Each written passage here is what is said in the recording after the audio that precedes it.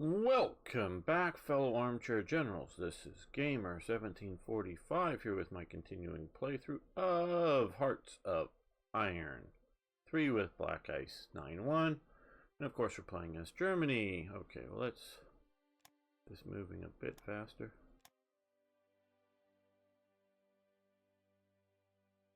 Let the time roll by. Someone stole our blueprints. Uh-oh. We have 10 domestic spies active.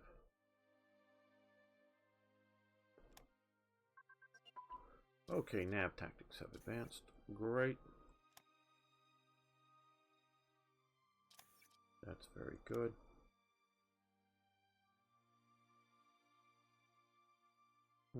Let's shift this over here to nav pilot training. Naval, air, and wing aerodynamics. So that's all doing good.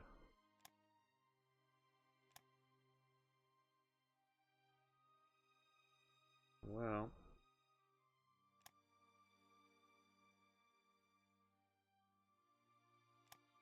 let's get this. Try to be as most efficient as we can with things that we do want to research. That I do want to sort of get down here soon.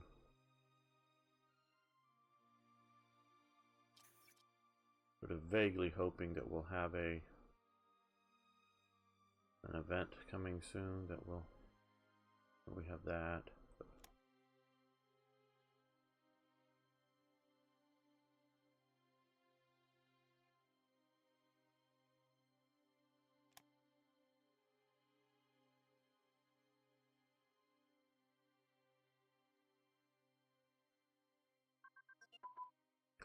Okay, medium velocity guns. Advanced. Leave that here. We want to stop that.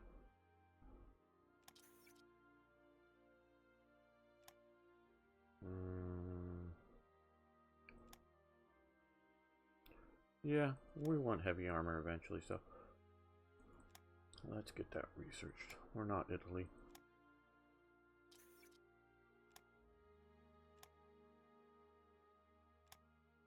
Say that because those of you who might not watch the channel too often, last series we were playing as Italy, and I had to be much more careful on where I focused research. Okay, twin engine fighter prototype has advanced, which now allows us to build twin engine fighter prototype and gun turrets and large caliber machine gun cannons. Okay, so we're gonna stop this. And we're going to come over here. Gun turrets, large caliber. So those are 38. Obviously, we are already doing a lot of 38 research, but maybe we should be a little more efficient.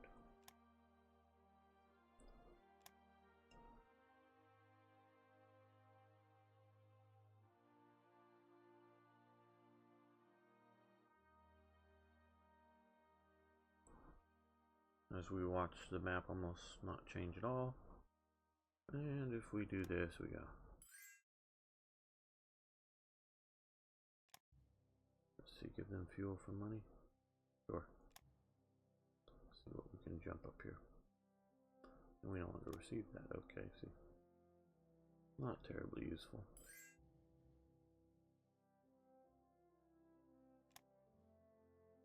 Give them fuel for money, sure. Maybe it's a modest amount of fuel that they can afford. Okay, Fallgrün. If the Reich is going to take the Sudetenland, we may need to take military action. Czechoslovakia has a large arm industry as well as a trained army, strong border fortifications, and likely strong allies. If we press the issue, we need to be prepared for war. Should we have the general German staff begin to develop a plan, Fallgrün, green, for war against Czechoslovakia. Okay, so we have a chance to plan a war against Czechoslovakia, or not. It's going to cost us 500 supplies, get a little bit more. Some of those we've already achieved. When I was originally working on some of these, and they originally added some of these most of these weren't maxed out at the start. They were like, you know, halfway or a little more. The Paris Exposition. This was a major thing. There's obviously the Eiffel Tower, which you can see, the main sort of avenue. And they built, there's the Nazi. No, okay, well, I'm going to go over this partially because several of you have posted, even though I'm going to try to keep things moving fairly quickly. Because I've covered it before, and I know a lot of you have watched the earlier episode, or, you know, the earlier series, so if you think I'm going into too much, you know, detail, it's all about balance. Some people are going to want more, some people are going to want less, so feedback's great on more historical detail, less historical detail. I'm not talking so much about the rants, but how much I talked about these events kind of thing. Sometimes, yeah, I'll just end up feeling I need to rant about things, but I'm talking here about this thing. But just quickly, so this is the German Pavilion. That's the Soviet Pavilion. They're directly across from each other. This part of the sort of park or whatever's there, these are like sort of permanent buildings that were built for temporary use kind of thing. They weren't meant to last, but they were big significant buildings. So, and there's that. You can sort of see the little people down here for the scale of it, and that's another color photo looking up at the eagle at the top. And we, you know, sort of at night, Paris, looking up sort of inside of it, more info, proves our relations. This is after you go in down the long hallway with, in the glass cases, a lot of different technological development, shall we say. This is a Mercedes race car, as you can sort of see, a little out of focus down there. This is double there, that should be fixed. There's sort of what this, I don't know, race car, or it's a fast car, you know, land speed record kind of thing. And I have this, I will explain a little bit. This is sort of the back end of that hall. You go down that long hall, then you get to this place. And I thought this was sort of fascinating. You come into this room, and then if I have this right, you come in here and you spiral up here. You come and walk up and around through there and out there for the exit. That was how you got out of the pavilion. And you see, you know, what looks to be a Messerschmitt 109. That looks to sort of be a 110, a twin engine thing, but I'm not quite sure. It looks like it has a longer capacity, and, you know, airplane engines and other things. So this, and then, or maybe this is maybe, I don't know, different planes, and you get to sort of see. So interesting stuff. Tour through it. Reich for Schutzrant. Sorry. On the initiative of Erich Schumann, the Reich Research Council was inaugurated on the 16th of March, 1937. This is firing a little late. By Reich Minister Bernhard Rust of the Reich Ministry of Education. The RFR was set up for the centralized planning for all basic and applied research in Germany, with the exception of aeronautical research, which was under the supervision of Reich Marshal Hermann Goering, which is, of course, a telling aspect about that. And I'm going to get into some of this at different times, but telling aspect about the National Socialist state. This is a, you know, all centralized planning, and this is centralized planning and research can definitely set focuses, but it can also be very wasteful because it could be drive towards a something that just is not doable, or ignoring an easier path there that some other person has. So, and you think about that, but this sort of is also very telling is the power relationships within National Socialist Germany. Because Hermann Goering was who he was, and because he was best buddies with Hitler, and because he was so powerful, head of the Luftwaffe, head of the 4-year plan. And set up as part of that is Reichswerk Hermann Goering, which is its own sort of, ends up being a megacorp, if you will, within Germany. And he's in charge of all this stuff. So this, you know, is like, oh, this guy is the, you know, we're going to do all this stuff. Okay, everyone's under here. No, my boss says no, we're not. Oh, he has so much power. So it's a very interesting and very sort of telling about how the National Socialist state works. They will do things like this, whether it's good or bad to have centralized planning for all basic and applied research in Germany. I don't think centralized planning is bad, but it just depends on is it a centralized coordinating office, or is it a centralized ordering office? You will research X, but I don't know anything about X. I know about Y. No, we're all going to do X now. Which is very much how I take the Soviet Union to being. Their design bureaus and different things like that. But if it's like, hey, well, what are you doing and what are you doing? Oh, you two guys are doing sort of the same thing. Well, you go work together. If it's sort of a coordination bureau, that's great. If you're looking at at an organized, centralized type state situation as opposed to a laissez-faire state. So it's depends on how it's doing. Karl Heinrich Emil Becker, head of the Army Ordnance Office, and that's, I believe, this guy, if I remember correctly, who I put there. Dean and Professor of the Faculty of Defense Technology of the Technische Hochschule Berlin, was its president. So this gives us a +1 leadership modifier basically till the end of the game because of this. Again, I'm taking this as being a good step to organize things practically, not as a overly centralized issue. Okay. Build air bases in Western Germany. Yes, we will take that. We've already sort of paid for that. And all to the top. All to the top. Rush to the top. Rush to the top.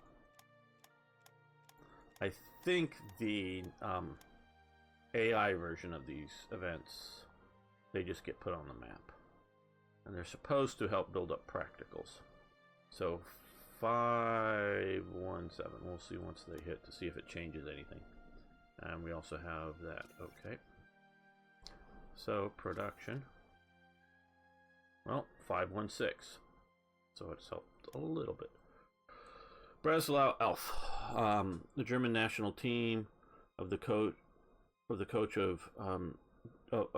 duo of Shep Harbinger and Otto Nertz, which was named after an 8-0 win over Denmark, which was considered one of the best teams of his time on May 16, 1937, in Breslau. Was one of the most successful national teams in German football. It consisted of a core of players which had surprisingly finished third in the World Cup in Italy in 1934 and was supplemented by junior players. You guys can read all the details. The 8-0 is even to this day the highest defeat of a Danish national team in references to the German so-called our team, despite having members remain undefeated. Okay. So, we lose some descent, gain some popularity because we defeated Denmark in football. Okay. I think we are, in 38, going to maybe have some penalties from some of that, but I am liking that this is popping up over the side for this stuff. Okay, Huff Duff. So, we want to cancel that. Let's now do some of the quicker to research elements. Carmina Burana premieres. That's the name of the opera. Karl Orff's opera. One of the Thierry events. We want to go to the opera, gain a little national unity. In most countries, of course, have an opera, you lose national unity. It's sort of in Germany, you have an opera, you gain national unity. No one likes the opera. No one outside of some of these Central European countries likes opera. Sorry.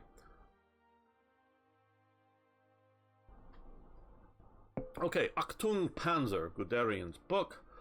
This is a at least reasonably period cover of the book. There's Guderian, that's a wartime photo, you can tell, because he has the Knight's Cross with oak leaves. He didn't earn that until the war. But I use that photo because it's sort of hard to find him in the Panzer uniform, the Panzer black with the you know, Panzer wrap jacket. I wanted that particularly for this. Actually, I was looking for an early photo of him to put in this thing, but I couldn't specifically find one, so I went with one that wearing his tank uniform as opposed to normal general. I mean, that is a general's uniform, but just as a tank driver. So this is his book. Rather good book. I've read it in English. It'll help us on various design elements, both for tanks, because he was the one that pushed for several things. One, a sort of standardized tank. He really liked the, you know, because if you look at the French, they've got infantry tanks. They've got cavalry tanks. Actually, they don't have cavalry tanks. They have infantry tanks and cavalry armored cars. Now, the armored cars have tracks and heavy armor. It's called a Salma tank, as we would call it. So, just that a law in France was is the infantry had tanks. No one else could have tanks. Oh, the cavalry, yeah, you can have armored cars. Can you put tracks on armored cars? Sure. Can you have them heavy armored? Yeah, sure. So we call them armored cars, but obviously they're tanks. But the idea was with the French idea was to have different tanks for different roles. The infantry tanks moved, and they were, you know, they started out, and I don't blame anybody, because almost everybody used or built copies of the original FT-17. You know, in 1918, the FT-17, or 1917 or whatever, but is a great tank. But the French tried to duplicate it in a slightly updated version in the mid to late 1930s, and their basic thing was the Renault 35 and the Hotchkiss 35. Maybe, I don't know, but so they upgraded the armor. They used the exact same main gun on the tanks. Oh, and I mean the exact same gun. Not a copy of the gun. Not that. I think they did make some new production, but they made it the same because they were also reusing leftover guns from World War I as a cost-saving budget. You know, the 37mm gun. So originally there was no improvement there. They later, the 39 model, the Hotchkiss 39, basically made the gun just a little longer barrel, so it got a little more velocity out of it.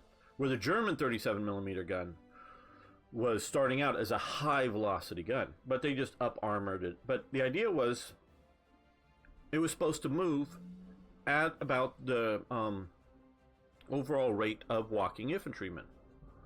So it's like, it would move a little bit faster, but they were like maxing out. Top speed was like 15 miles an hour. You start driving your car around at 15 miles an hour, see how long you can keep that up.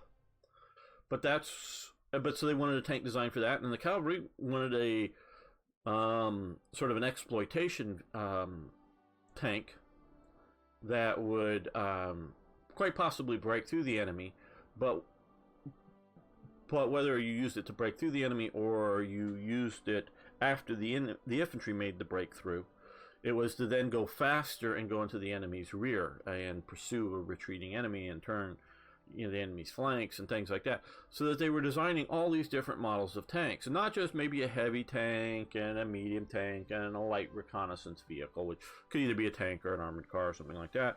They were doing all these different kinds of roles, because some of the tanks were big and heavy, some of the tanks were light, but if they were sort of tanks for the infantry, they were slow, and if they were cavalry, they were fast.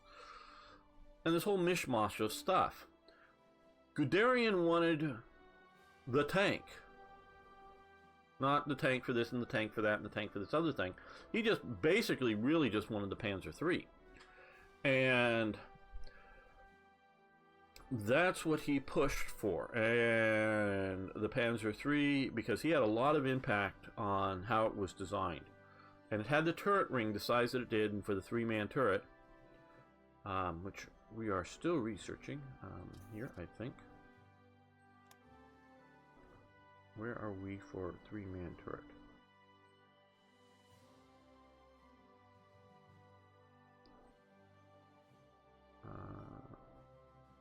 Three-man turret, okay. Just between the E and the T. With the 3-man turret.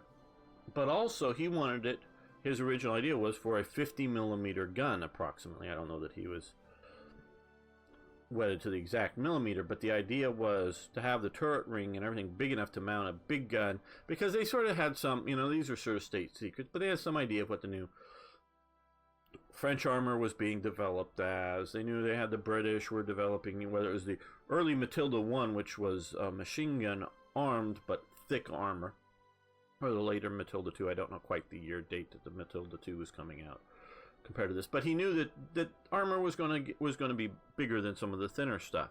So he wanted to build, a sort of universal tank. So this is why now he gets overruled, and because it's easier, quicker to develop, or it's already developed, than just to mount. The 37 millimeter gun is on it, and it's sort of like, well, hey, that 37 millimeter gun will penetrate, because the Polish armor was okay, but in quality, but hey, that 37 millimeter gun will punch them. It'll punch the T-35 of the Czechs that we're facing, and well, it'll at least punch some of the French armor. They didn't maybe know, and there's generally those things are state secrets, and how much does it leak out to the stuff, to other nations, what the thickness of the armor is, and how hard the armor is, and what's going to penetrate it. So they thought it's going to be good enough for the next war. Let's just get these things in. So he couldn't quite control it, because he was a sort of a junior general at the time, but he had a lot of influence. So this is why there's both doctrinal, the deep battle doctrine and the blitzkrieg doctrine. That kind of stuff is improved as well as some of the armor designs, because he's influencing them. So this is what represents his influence. Okay, battleship crew training is up to level 1 now, so let's stop that. We're going to do command decision making.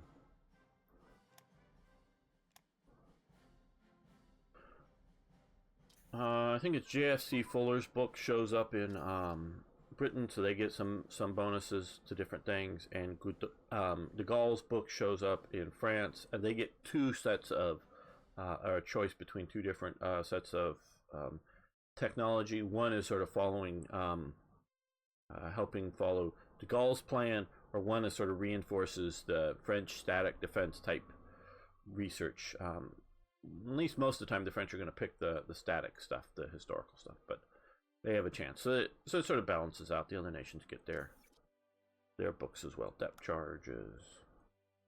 I do try to look at things like that when I'm developing these things, to not just give Germany its, bonuses and ignore other nations entirely. When I think, okay, there's some more industrial capacity, when I think it's justified. There was definitely thinkers that were thinking about armor and such in Italy, but not at this time, and not had any major impact. It got really, they had some tanks, most assuredly, but they weren't really. It's really much later. I think it's like 39 is when Italy really starts getting serious about armor. Okay, artillery unit command training has advanced. Very good. I know I want to shift these over to something else useful. Oh, we also probably want to do that. That may have.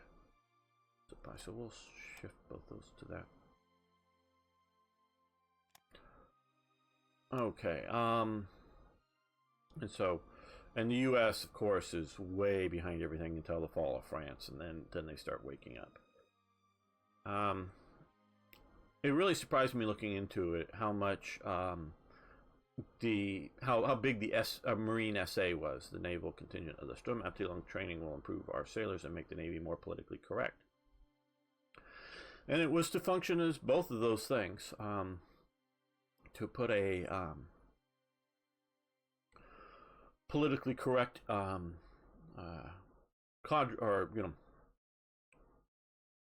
elements on board the naval ships that thought the right way, because the Navy was an old organization that had its old traditions back in the old Kaiserreich, so they wanted new thinking sailors and such. But it was also various training, and we'll see some more of that. So we get a little crew training of various types. Again, most all of that is not enough to improve anything unless you're also researching it as well, and then it just speeds it along a little bit. Okay, mountain HQs have advanced. Very good. Let's shift over to armored HQs. That's still 37.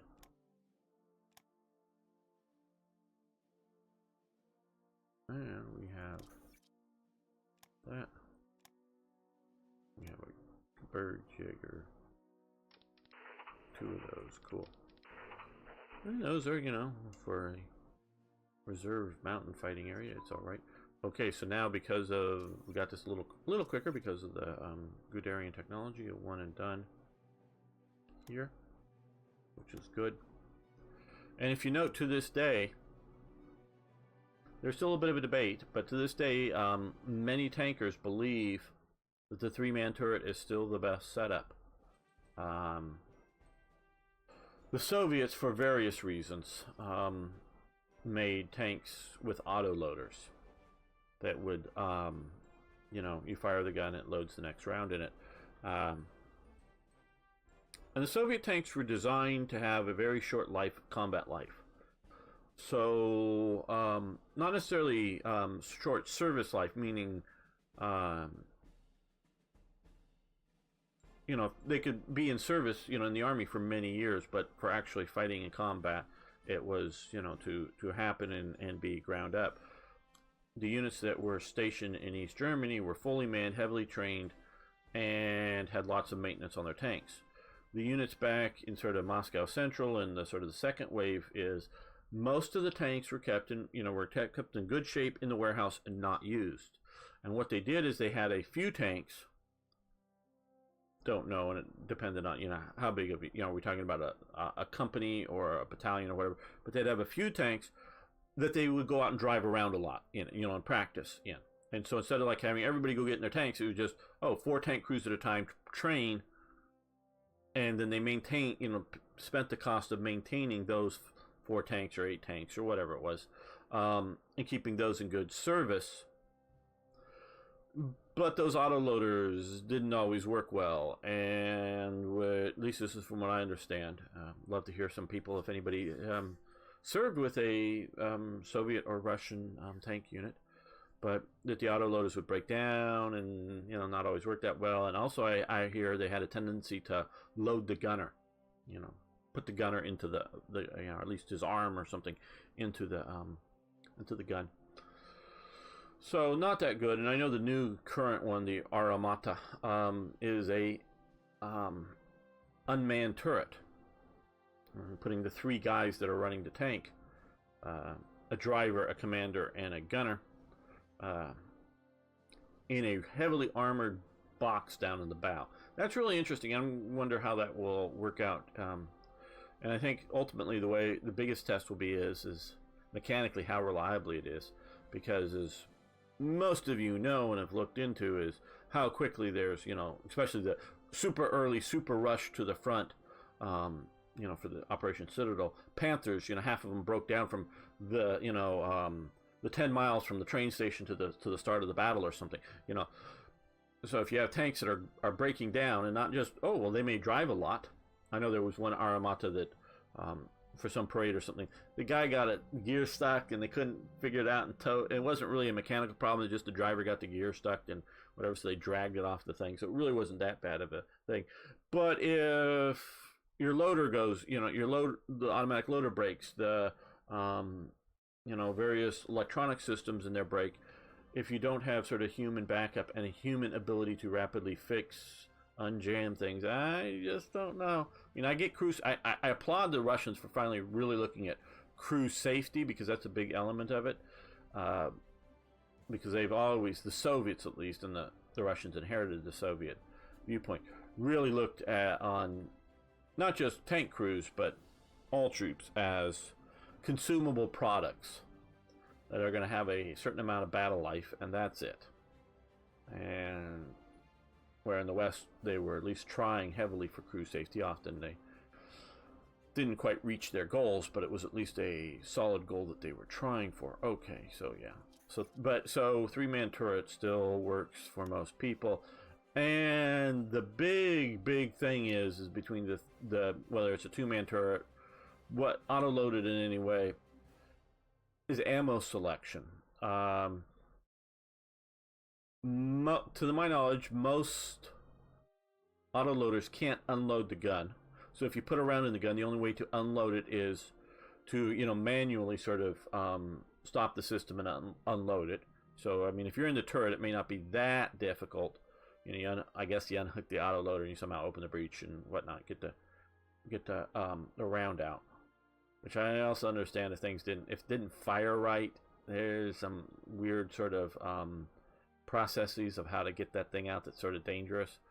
And they can't just, to try to refire it, and they go through this process I've seen on video. It's nothing I would overly want to go through outside of a true emergency. Where in the West, there's a fire round doesn't work. There's a whole much easier procedure to unload a round that you don't want to shoot.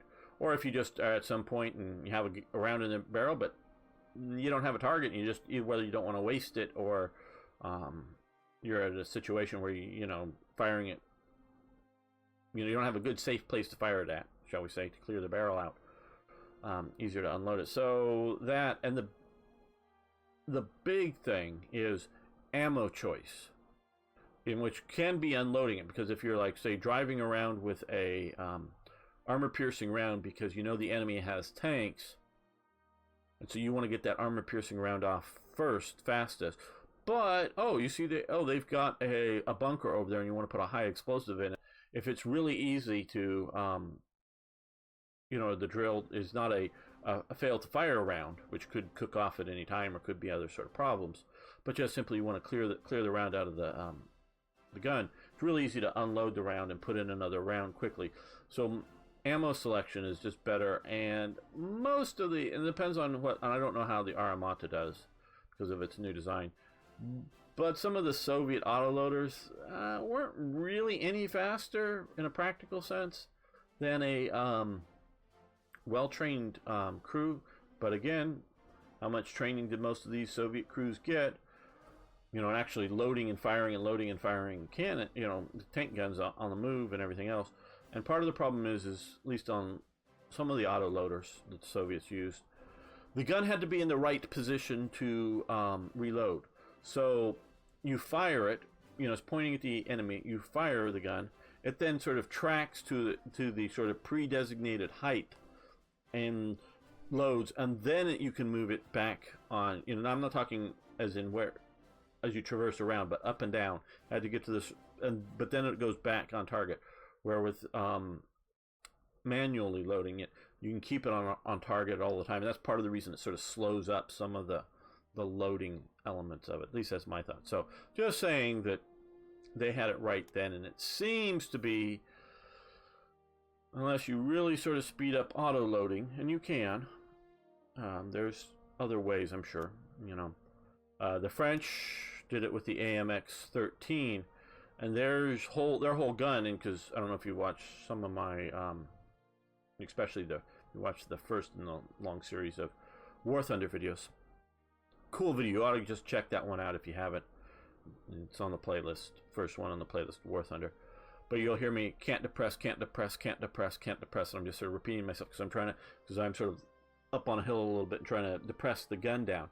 Well, the AMX-13 had an unmanned turret, and it was specifically designed so you can keep the whole tank hull down, but also on a bit of a ridge and angle, and depress the gun barrel down because it sort of sticks up high and back if you do that. And it's designed to do that. But it's set up with a 2 6-round magazines, so you got 12 rounds before you have to reload the magazines, and you could switch between for the next loading. Without getting outside of the tank and manually unloading it, you can't unload the round. But so if you have whatever's loaded into it, or if you're driving around with an empty gun barrel and then you select load which round, you can have one type of ammunition in one magazine and another type of ammunition in another magazine if you want, and select which one gets loaded next. So, and that was also a very lightweight and meant to be sort of an air mobile gun. So in specialty cases, and that was fairly fast reloading because it was a lot less complicated than some of the big turret loading systems that the Soviets use, but it's also a, you know, quick magazine loading. So you can speed that up. You can do that if you want. It just varies on heavy anti-aircraft guns. Okay. Is it it's this one. Okay, cool. Now we're going to do some other 37. Let's do fire control.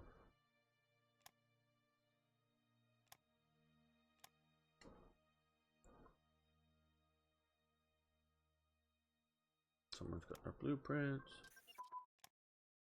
Okay, we've got that one, and notice I'm not pronouncing it. Okay, so we can continue to research that one, but can't do the other one. We're going to keep looking at some doctrines here. So let's do deep battle, because it's going to take the longest, and it's one of the 238s to do. And what national is it? Upgrade the 29th Infantry Division. Okay, we will do that.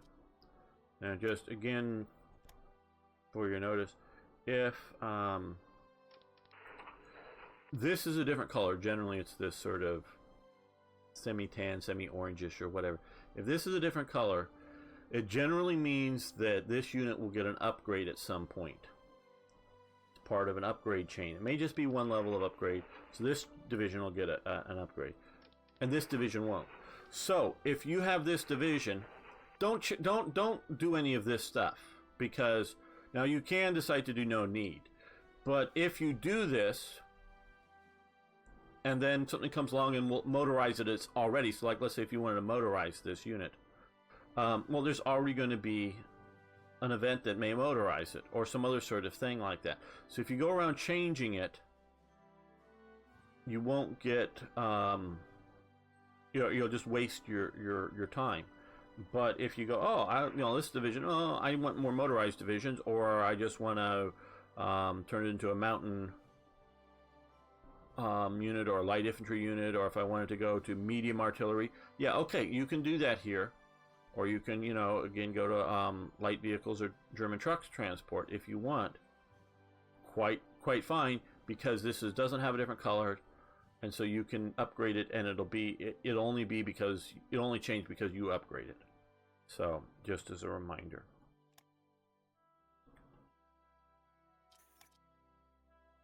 Okay, Adolf Erman dies. This is just more of an interesting note. He was a renowned German Egyptologist and lexicographer, and dies in Berlin. Germany really had, before the Nazis came to power, and I'm sort of specifying that, had a really good archaeological and other sorts of ancient history kind of research department. I generally consider, well, I'm going to try to be careful here. He was excluded from the faculty of the university according to Nazi ideology as a quartered Jew. So he was that. And so that was part of the Nazis really sort of wrecking their various elements of their education and research system by denying Jews. But they also, which particularly coming in Himmler, and as they get more and more influence, Himmler knows what the past was, so he's only interested in real, and hopefully you get my sarcasm here, in real archaeology that's going to find out the truth. And the truth is what Himmler knows the past was. And so if you're coming up with any other counter prevailing, any facts that disagree, you must be printing lies. So he really, a combination of excluding some people, and so even archaeological and past research, history research of the past, if it doesn't conform to Nazi ideology, it's not going to get published in, as the Nazis get more and more control. You're going to lose your professorship.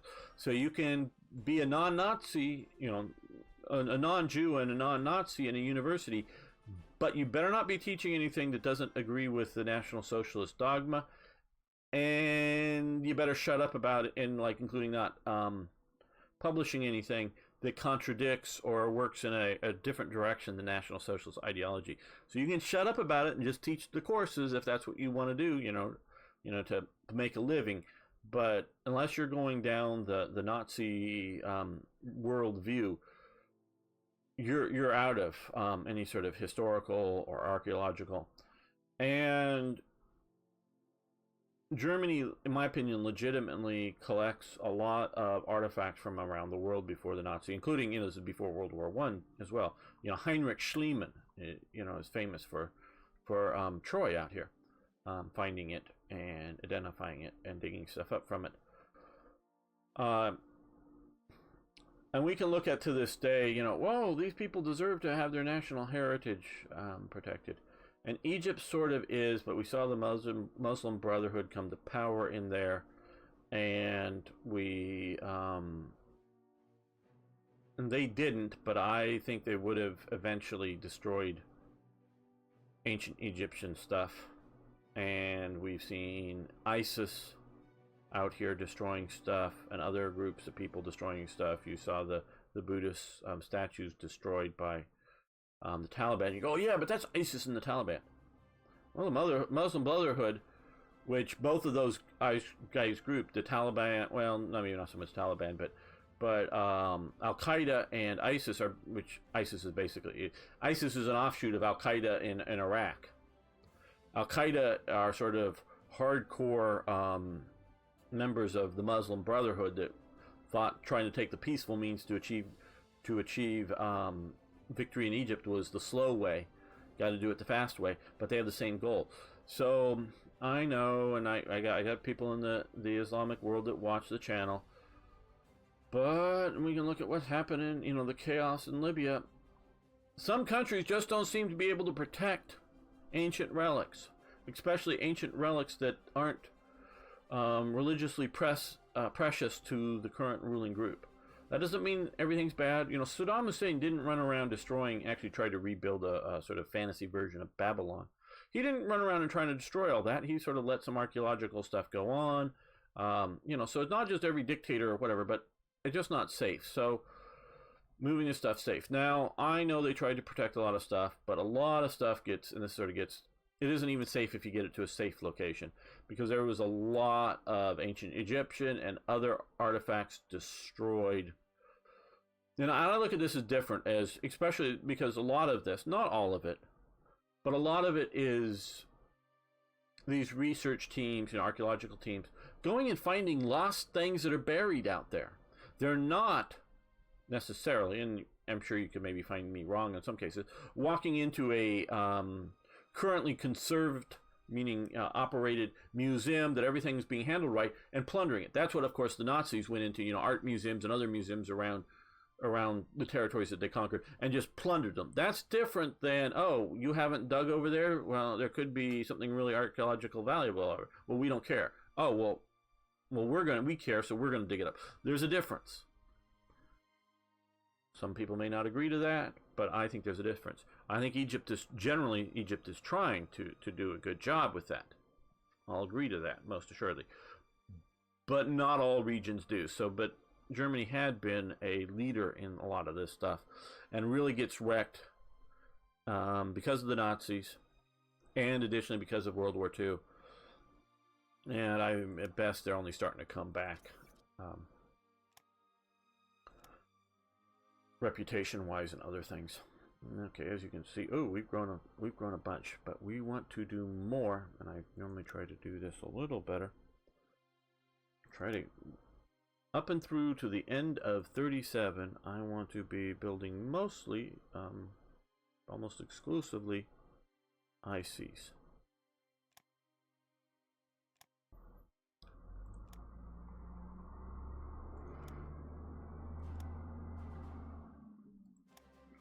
Oh, I was asked about where I'm putting ICs, and sometimes I'm spreading them out.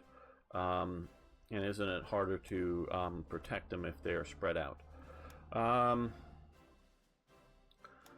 Well, if you're protecting them by planting anti-aircraft guns on top of them, yes, it's harder to protect them. I think, generally speaking, the AI will leave a province alone once it determines there's 3 or level 3 of anti-aircraft gun in it. It'll stop bombing it. But if you don't have a level 3 or greater in it, they will bomb, and they may simply, whether it's a large stack or multiple stacks coming in raiding it, they'll pound like a particular province down and can be very quickly if you don't have a lot of AA to cover it. So spreading it out means more missions for them to fly, so they don't, it's just like flying to here, they got to fly to here, they got to fly everywhere else. But if you notice, a lot, not all, but much of the I'm sort of, and one of the reasons I'm spreading out, because I'm building our ICs in some of these other provinces over here. Well, you know, some of these at least, don't know exactly which ones. Is that I want to build in more than one location at once. Did I check up here? No, I didn't. And so concentration is important. You'll notice I do concentrate where there is any one of those, but I will also try to spread it out, and generally speaking, more in the east than the west. Generally speaking, the Soviets don't have much in the way of strategic bombers. They have a few. And if you put up a reasonably good amount of fighter interceptor types, they'll shoot them out of the skies pretty quickly.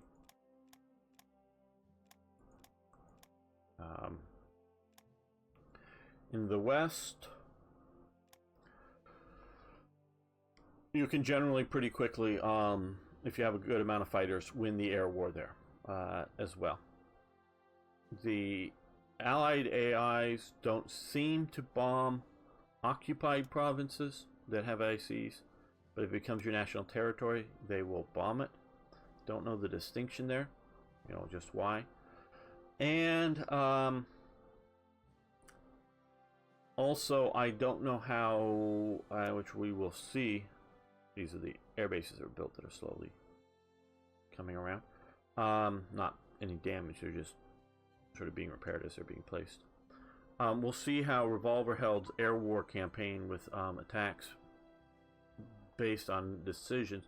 So I'm guessing it's going to be a pop-up of a decision or an event or something like that that says there's bomb damage, and there's, you know, ways to do it.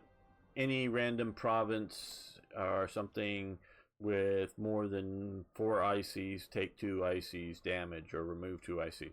There's several ways to do that, or it could be just simply Dusseldorf reduced by 2 or something like that. We will see. So I'm sort of partially spreading it out so that the randomness, you know, of like 2 or more, or like 3 or more, or 5 or more, because sometimes there is a coded way, and Revolverheld's pretty good, better than I am with coding.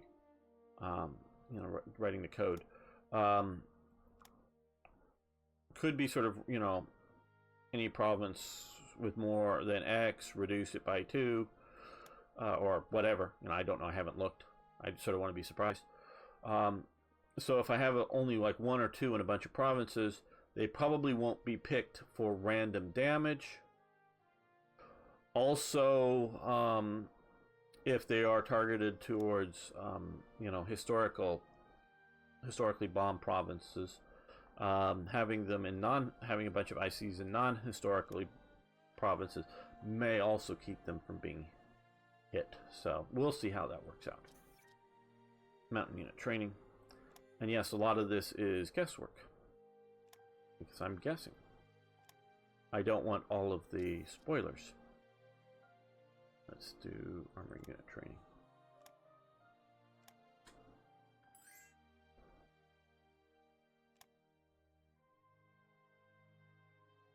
Okay, yes, we don't, we would give, oh yeah, fuel for money, sure. Okay, first I thought from last time that this was a Revolverheld event, but it's Black Ice. Okay, Japan has decided the Marco Bridge incident thing, so they're going to war with China. Okay. There were many such incidents going on. Marco Polo was sort of the big main one, and a very sort of visible location. Okay, the Reich Colonial Bund, or the Reich Colonial League, was formed in 1936. Okay, we sort of already know that from Tanganyika. Now this does cover more than Tanganyika. Fund them, we must liberate. Wow, we don't have need for distant lands. Okay, money minus 50% until September 4th, July. Oh, God. Black Ice likes these big hits on things. Amelia Earhart disappears. Return of manpower back to the pool. Yes, we want our manpower back. Good. Build air bases in Western Germany 4. Okay, good. Again, come down here. Remember to do this. I've forgotten a couple of times. No big deal. Just for one day you have like 1.5 ICs cost. Big deal. Preferably not, obviously. You move it to the top. Doesn't cost anything, and the next day it'll appear air bases everywhere. And slowly, they have to slowly build up at just the engine. Even though they put down immediately, they're put down as damaged or whatever. So, okay, yep.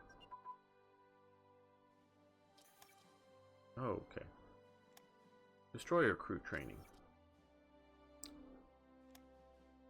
So now our destroyer crews know how to get on and off the ship without falling in the water, I guess. Okay, that sounds good. Yeah,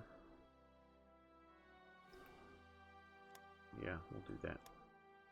Okay, the Horsebox Memorandum. The Horsebox Memorandum was a summary of a meeting on November 5th, 1937. It's happening a little early, it seems like. Between the German dictator Adolf Hitler and his military and foreign policy leadership, where Hitler's future expansionist policies were outlined. The meeting marked a turning point in Hitler's foreign policies, which then began to radicalize. Well, yeah, actually, as a political leader, I could maybe agree to that, but as his general world ambition, it was already there. He didn't just change. It was before this time. Hitler definitely is pushing already, and he has Franz von Papen down in Austria, trying to get Austria in the Reich. They're trying to get Sudetenland into the Reich, and before that, they had gotten the Saarland no longer occupied by France, and then they got the whole Rhineland remilitarized. So he was already working on that, but all of that was done to a large degree from a position of weakness. You know, don't upset anybody because we don't have that big of an army. They could come, the French could just almost walk over us, and that's sort of, you know, very much. This is where they're starting to, because we haven't been actually building all the army units that we've been given. The army is now starting to get good enough, big enough, and it's not ready to like go into Poland right now in, you know, in November 37 or something, but it's starting to, like, we're getting better, and this is where our aggressive foreign policy is going to start to develop. According to the memorandum, Hitler did not want war in 39 with Britain and France. What he wanted was small wars of plunder to help support Germany's struggling economy. Although the Nazis never let on about their financial problems, Hitler wanted full-scale European war with Britain and France between 41 and 44, 45. I would really push the start of that war to a 42, 43 date, is what I, from various readings of different books, whether it's like Inside the Third Reich or by Albert Speer or other John Toland's Adolf Hitler, just from my memory of various things, I would put it about a 42, 43 date is what he really wanted to start it. Okay, so this gets us a lot more NSDAP organization. The Vanderbilt Cup, I thought this was interesting. The Auto Union team sends racer Bernard Rosemeyer to the U.S. To race in the Vanderbilt Cup, and in July he won. He was a member of the SS, so it cost us a little money to ship the cars and the team over to the U.S. to race. That was a painting. I found a period painting of him winning the race.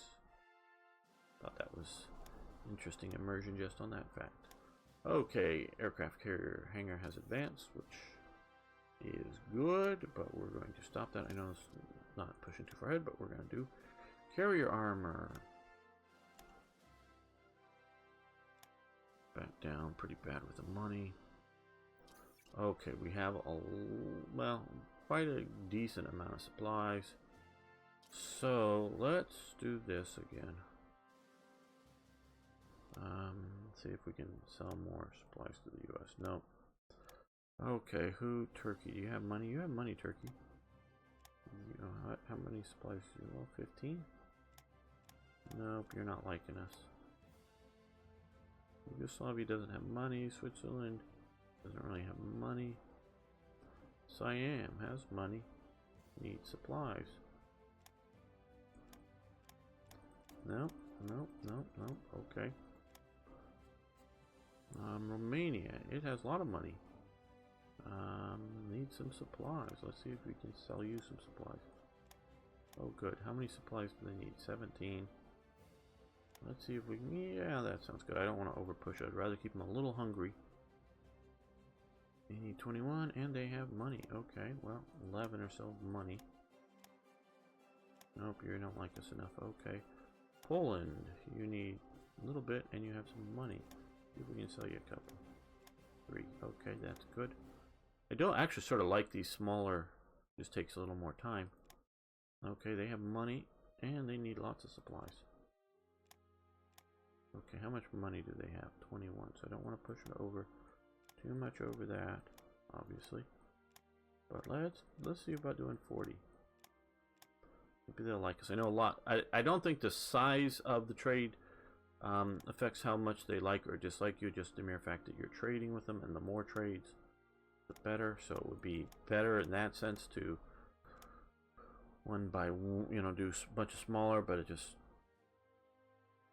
a little bit of putting on a good show. Don't want to take the time and a little bit of, shall we say, human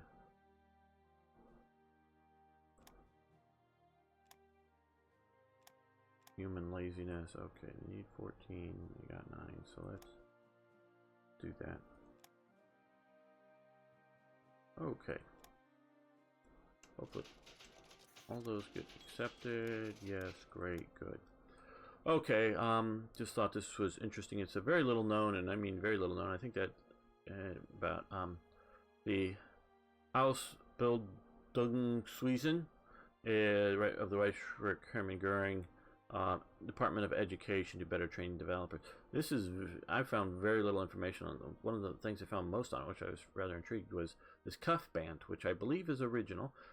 There's lots of fakes out there, but I believe, you know, I don't own it or anything. I'm just in a sort of a collection of things that someone posted a bunch of photos online. That's how I collect a lot of these things. And that's what I understand that means. This means Education Department, and those are the symbols of the Reichswehr Hermann Göring. So it was some sort of, now that's just a general Reichswehr Hermann Göring ceremony somewhere, photo to give it a little more depth. But it seems to be a training education department within the Reichswehr Hermann Görings. And the main point is we have some various events dealing with, including starting of the 4-year plan. And instead of sort of the standard Black Ice, if you played it, it's sort of like each year you get a new generic or pre-set up improvements to your economy. You know, well, I don't quite know which gives you more factories or more resources. Didn't quite go do all the math, but I sort of tie them into various historical elements like this a little bit more for immersion. So we get 3 more factories if we want, and some additional research, so that's good. The Graf Zeppelin 2, LZ 130.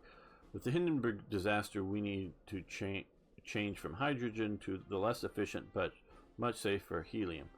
This meant that it will carry fewer passengers. A few think we should stop all work on Zeppelins, as shown by the LZ 127, as the Zeppelin has many issues. Okay, so we can keep working on it, or we can stop production. We're going to keep working on it. There's some various reasons to do so.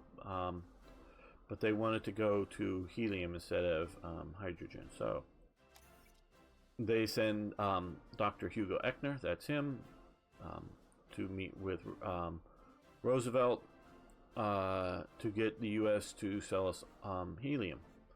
The U.S. government will not sell it. There's actually a law that I think is still in effect to this day that the U.S. cannot export helium outside of the United States.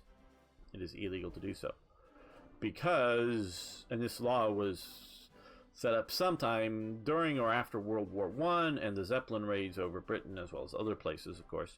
And they knew that helium was at that time fairly rare to get a hold of and sort of hard, and it was much, much safer and useful for Zeppelins, and so they passed the law, and I don't know, by 1930, it's really useless, but no one is yet to repeal the law. We just haven't felt like it. So our damages our relation, and the cost of the trip doesn't help us out. But we're still building the Zeppelin, and we will get it eventually. Cruiser crew training advance. I give you that out is if you don't want to continue it, go ahead, stop it. You get some benefits from having it, but I don't know if they're worth it. We'll do spotting, see if we can see things out at sea. Not everything I give you a chance on saying no to.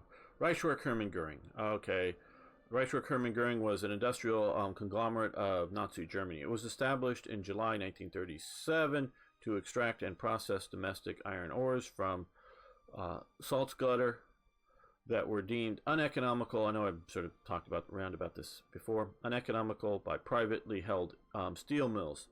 The state-owned Reichswerk was seen as a vehicle of hastening growth in iron ore mining and steel output, regardless of private capitalist plans and opinions, which ran contrary to Adolf Hitler's strategic vision.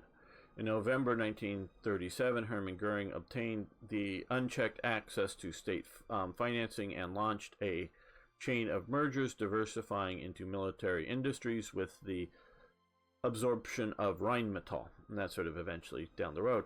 Even though it's called Reichswerk Hermann Goering doesn't own this. I do believe there was a certain amount of corruption that he siphoned off funds from it, or used facilities of it to build things for his own use. I don't have hardcore facts on that, but knowing what I've known about Goering and plundering of art treasures and other things else, and knowing there are, like Christian Weber specifically, I know if he was a rather corrupt guy down in Munich, there are a bunch of people that are stealing from the treasury or stealing from their organization, and sometimes it may not be actually taking money for themselves, but it's using government resources. I don't know, let's just figuratively say, oh yeah, you got a construction crew, well hey, put a swimming pool in my backyard, or whatever it might be. And so, bring all the material. Well, where do we get the materials from? Well, your construction site, just bring it over here and put it in a swimming pool. There's a lot of that, some of it's, that's obviously blatantly stealing, but it's not necessarily always, because some of these people don't have access to the money itself. They don't have access to the treasury, but they have the influence to order stuff done, and if you're powerful enough, you're not gonna, the other people are not gonna say no to you. So that's sort of what I take with Goering and some of the stuff. So basically, you don't, because you have the choice of not having this won't fire if you don't have the 4-year plan in action. So you could decide not to do this, because obviously this has a cost. But if you look at the cost versus even until September 15th, minus another 6% on ICs. But if you didn't want this at all, just remove Goering. You'll get a notification that the 4-year plan goes away, and you can't get it back. So you lose a lot. And it says you'll no longer have a strategic resource. Actually, it gives us a strategic resource.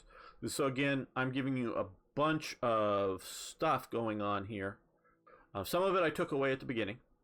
Some of it I'm now adding a little bit more than what I took away. So maybe like in Dusseldorf, I don't know what I took away, and I've already given some back, and this is a bit more. But you're getting it back in stages, obviously. So I took it away in 36. Now some of it's coming back in 37, some of it came back in late 36. So it's, you know, you're getting it back in stages, sort of like the standard generic TRE, Black Ice version of this, is sort of emerging it into this. So we're getting this, costing us a bunch of manpower, because that also just goes to working in those factories. So you're partially paying for that in manpower hits that are basically permanent. You know, because you lose it. I don't think most of these give it back. Sometimes they give it back, sometimes they don't. It depends on why I took it away in the first place. So, of course, we sort of have to do that. But that's getting up. Now, and again, I talked earlier about different economic elements between fascism and National Socialism, as well as different elements between capitalism, National Socialism, Socialism, and Communism. But which is very clear and a very interesting thing, setting this is now, we're already in July 37. They haven't totally taken over the economy, but I don't even know that really, outside of, you know, desperate war measures, because if you look at the German, and I know I'll talk about this later too, the German war economy, once they go to war in 39, Hitler and the Nazis keep a lot of the civilian economy up and going, because the people are terrified of another world war. And so to keep them sort of happy, they keep a significant element of the civil economy going. So you can still buy dresses or shoes or new hats or a new toaster or whatever it is. And then, of course, the civilian economy actually sort of gets even more focused once they defeat France. Because, oh, hey, the war's mostly over. Sure, there's submarines out here fighting the British, and there's bombing, and once in a while the British bomb us a little bit, and there's fighting out in the desert. But, you know, the big war is over. So, yeah, so actually a shift back in some areas to more of a civil economy. It isn't until, and of course Hitler doesn't want to tell everybody, oh, we're getting ready for the war with the Soviets, because obviously the Soviets would know, and they don't want to let the Soviets know. So this is going on, and so even once the war with the Soviets start, at first, in the first days of it, it's going great. It isn't until it starts to bog down a bit, Todt starts to get involved, and they start really planning for this war economy, that this is going to be a longer war. And then, of course, Todt dies in the airplane crash, and Speer takes over. And really then, and in stages, even then, it is, in some ways, it isn't until 43, really, that you're going total war, total everything. And you can look at Britain with its rationing and basically, if you will, total war on its agricultural stuff. It was centralized planning agriculturally in Britain. But that wasn't the ideology of whether the Labour government, which was post-war, but they continued a lot of the stuff because of the rationing. But it isn't even the ideology of the Labour government, the Conservative government, or party, or the Liberal Party. It isn't the ideology of total, management of the farm economy in Britain. It's just more, we have to because we're in an emergency. Again, going back to it, there's this iron ore deposit. And the commercial guys, the big guys who's some of their main customer is the German state. Sure, there are private industries wanting to, say, steel girders to build a building. But their main customer is going to be, whether it's tanks, aircraft engines, battleships, railways, the steel reinforcements, whether in bunkers or in the Autobahn bridges, because even those, a lot of them are sort of concrete and sort of classically styled stone-looking things, they have steel reinforcements in them. So the main purchaser your biggest purchaser with Germany, I'm sure, is the government. I don't know which departments or whatever, and even like the Volkswagen that they're pushing out as a people's car, that's a government program. So your main purchaser, your main customer is the government. And these companies they're powerful. They're definitely not powerless. but they're sort of, even them, they're still given the choice. And so Hitler, we can talk about his, dictatorship, but even they don't even really want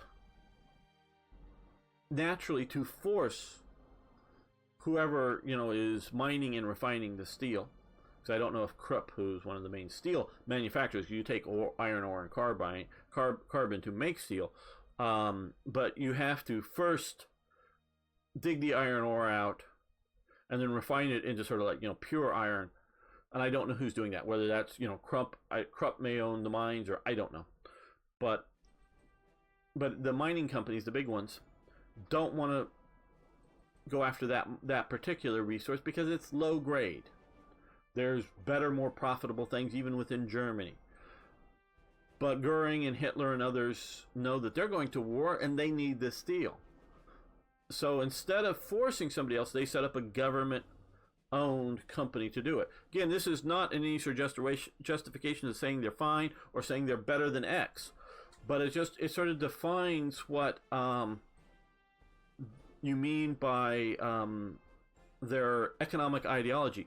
Where in fascism,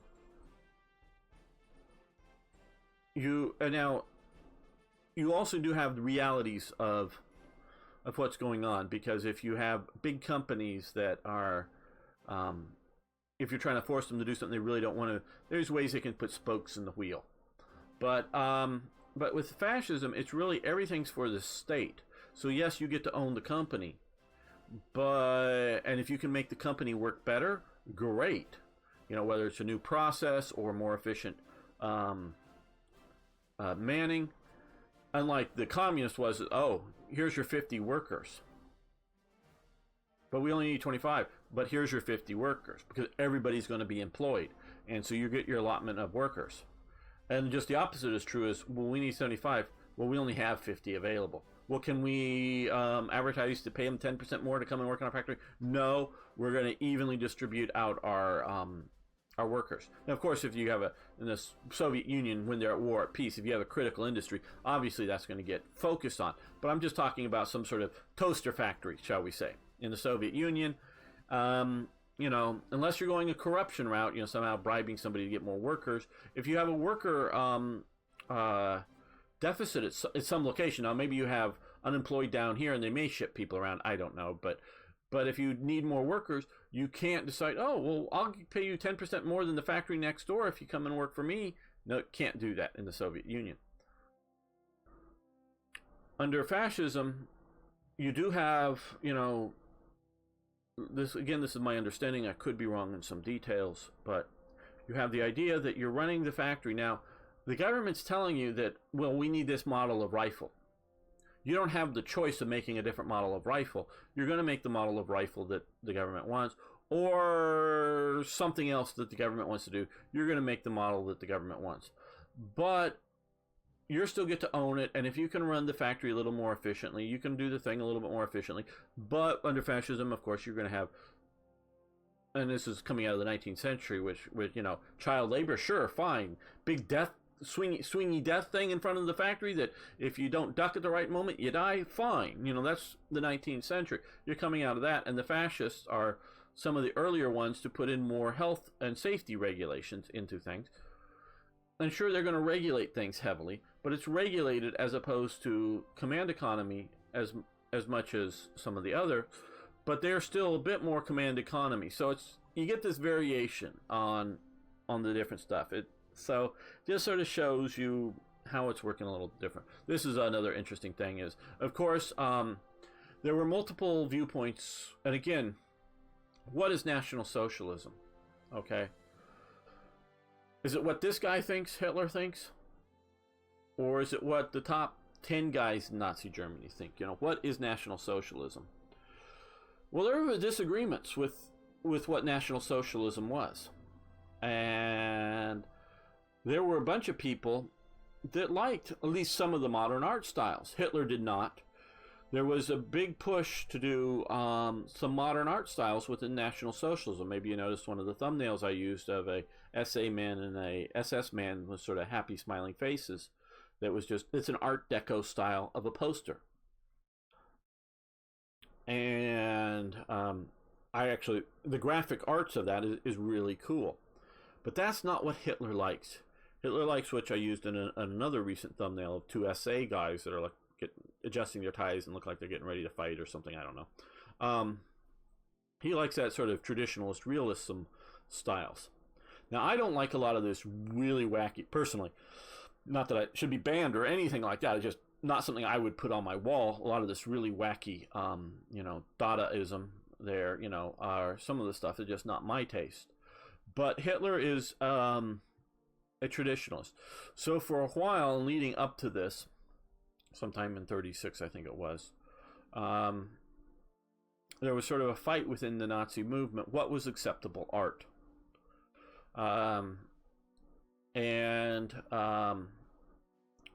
Finally Hitler comes down on the side of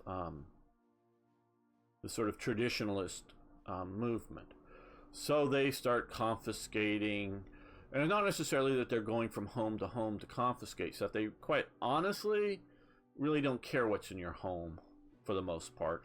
I mean, they sort of, everything's National Socialism, so yeah, they do. But they're not running around confiscating things like that. But they're taking it out of museums. They're taking it out of public or art galleries that are selling works of art. No one's going to publicly show, hey, buy this painting now in an art gallery. So from the public sphere, it goes away. But they then want to go, well, let's show the German people what degenerate art looks like, and we got to this is what we're protecting you from. So they do this kind of thing. And they decide to set this, and here's Hitler visiting, and I have a bunch of stuff I want to do. I want to do a series of events that focus on Nazi art and what they promoted and why. I've been collecting a lot of stuff. In Munich, for the big art thing, they also do sort of a officially set up what the degenerate art looks like, so you can come and see what to stay away from. Well, this is like super popular. Everybody loves going to see it. And it's making a lot of money, and they end up touring it around Germany for multiple years, different versions of it. But all with signs that this sucks, this is awful, this is terrible. These guys are communists or Jews or un-German, don't like this stuff, and all the people are wandering, or all the people are flooding it to look at this art. I think it's sort of crazy, but it was making them money. So you can organize them or take the tour. You actually will get I think a little benefit maybe at the end, but you get to sort of see what some of this looks like, hopefully in good enough detail, and talk who it was being displayed and what kind of stuff. Yeah, I mean, none of this really wacky stuff is my taste. I have no problem with any museum wanting to show any of this stuff or people buying or selling it. I'm not against it, just not my taste. But then again, I'm not either. I mean, some of the traditional realism painting and statuary, I think that's nice, but it's not the only thing I think is nice. Like I was saying, the art, I love Art Deco style. Art Deco style is really cool. And some of the Art Nouveau is really nice too, which is stuff that really sort of gets pushed to the side, but it isn't quite this degenerate art within the National Socialist viewpoint. So it's, they're doing this stuff, but I find this very, very interesting. Okay, well, we're still just in July, and we're pumping through a lot more. So let's look for, again,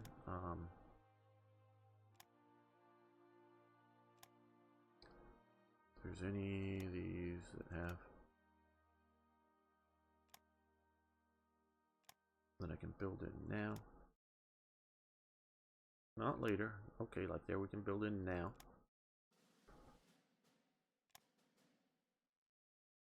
And yes, it is sort of kind of easier to multi-stack these, but the reason I don't, and since obviously I'm a micromanager, is because if I multi-stack it, what will happen is this will get done, and then it'll start this one again, and then it'll start this one again. So if you're playing multiplayer or you want to play fast, that's a good way to do it.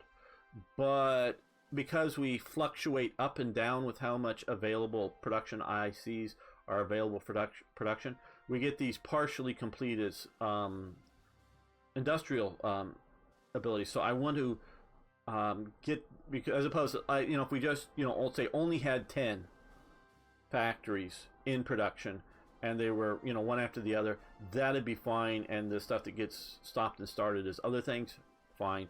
But since we're stopping and starting, we get these partially completed. So I want these to move up the list here as to what is being actually produced and to complete partially completed. I think we're maxed out in Berlin, but I'm going to click it anyway. Okay, up here, some of these get things by events, like the 4-year plan. I don't remember which one, so I'm just checking the sort of brighter ones. Okay, I've already checked here. Okay, so what? Let's add a few here in the east. I really, really would love a system in which, let's say, the closer you build to resources, it helps. And what really is sort of nice are these things, because having the heavy industry really does sort of make the idea that a bunch of industry together is more efficient, because if you have a bunch of subcontractors making widgets that all go onto a big thing, they can make them in nearby different locations, send them to the central place to have them assembled. But also the idea that maybe some of the big elements, like, I don't know if we're talking artillery barrels, they're actually made in the factory where they're assembled, the big things, but then the smaller pieces that go on them could be made nearby, or the rubber tires that are made in a tire factory nearby. So it sort of shows the concentration of production, as well as the concentration of industrial knowledge, if you will, worker knowledge, how good the workers are. And this is so much because there's 3 of them there. It's not really that much, but yes, we're going as fast as we can. Get down, keep up. Once we get to the start of 38, then we're going to back off on, because we can go to 450 this year in 37. So we're not going to go over 450. That's my plan. I'll change the laws to, if I start getting too close, to make sure I don't. I'm going to watch that. If we start getting, anything over 400, I'm going to start watching it like a hawk. But I'll change the laws so they're not quite as efficient to reduce this number here, if we're getting there. Fighter pilot training. Let's do. We're gonna have a lot of TAC, so let's do some TAC pilot training as well. Keep that going.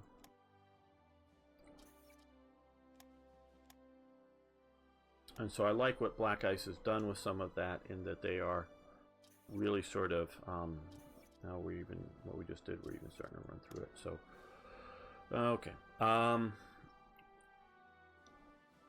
Inspector der SS Ritterschulen, SS Brigade Führer Christian Webb, and an old comrade of Hitler, is made Inspector der SS Ritterschulen, Inspector of the SS Writing Schools, at the opening of the writing schools in Bremen, Munich, the 25th of July, 1937. Himmler, Weber, von Eppenstein, don't really know who he is. Wolf, I've heard of him, amidst a host of Vestal virgins, as you can see here, arrived to open the ceremonies. The school is commanded by SS Standartenführer Hermann Fengelin. I forget whether, who becomes later the brother-in-law of Eva Braun. He marries Eva Braun's sister. So he is a brother-in-law of Adolf Hitler. Once Eva Braun once he marries Hitler, and then takes poison the next day. So he's briefly the brother-in-law, actually, of Adolf Hitler. During Kristallnacht, Weber took command of a group of SS men, along with Hermann Fegling, to Palige, wherever that is, where they ransacked the estate of Jewish nobleman Baron Rudolf Heisch. That's Christian Weber. He was an odious man. Of course, there's Himmler. This is the writing school, so you can sort of see. And so the SS gets a writing school, which also allows the SS to be able to eventually have cavalry units. I do this a little different than basic. So we have Christian Weber. Get a cavalry school, which yeah, if you want to use them as a frontline unit, you got cavalry brigade there. That's of course sort of over strength, and you get a reconnaissance unit up here. You can combine them if you want. I leave them back in Germany as sort of an emergency if things go wrong, and we'll put them under the SS Hempt for now. So our SS State, if you will, is growing a little bit. So yeah, that's going on. Okay, the 4th International Aviation Zurich. This is an aviation meeting. Took me a while. Someone pointed this out to me, and whatnot, but it then took me a long time. But eventually I did find actual photos from the event. That's the Zurich airport there. Switzerland, you can decide not to go if we are spending too much money in supplies, but it's not too much. And there's photos from the show. You see the U.S. or the German mail plane. Of course, it's not a bomber. They fly mail in that. And you know, the new Heinkel fighter here. It doesn't end up in any major production, but they're doing the Heinkel fighter. You know, that's just a sport plane, I'm sure. So the reason we're getting is partially just to give you a little bonus, but partially also the other people that attend get a little bit of bonus, sort of looking at everybody else's aircraft and work and seeing how they're doing and examining that kind of stuff. And we have heavy armor designs completed. We can now build heavy armor, which we're not at the moment, but we can if we want to. Okay, yeah, it's the only thing we can build, but we're not building that. Okay, welded plate. Let's do welded plate construction. And the Grand Prix von Deutschland. This is at the Nürburgring, which is sort of famous for those who you watch, you're used to watch the old version of Top Gear. So the Germany's doing more racing and helps us out with some of that. And we're going to take this opportunity to end the episode here. It's gone on a little overly long. Hope you've enjoyed it. Thanks so much for watching. Thanks for liking the videos. I really do appreciate that. And of course, if you have any questions, suggestions, ideas, comments, corrections, whatnot, I love hearing from you. See you next time for more Hearts of Iron.